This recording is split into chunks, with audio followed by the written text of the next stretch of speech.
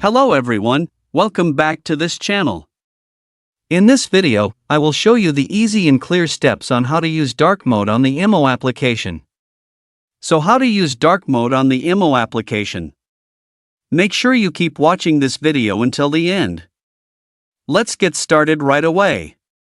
Firstly, open the IMO app on your Android device. This is the initial screen of the app.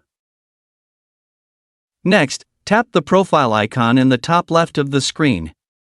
A scrolling menu will appear. Next, tap the Settings menu. Now, you're in the Settings menu. Next, tap the Chats menu. This will appear. Next, tap the Display Mode menu. And then, tap Dark Mode. So that's it, this tutorial on how to use dark mode on the IMO application. Thank you for watching. I hope this video was helpful. See you in the next video.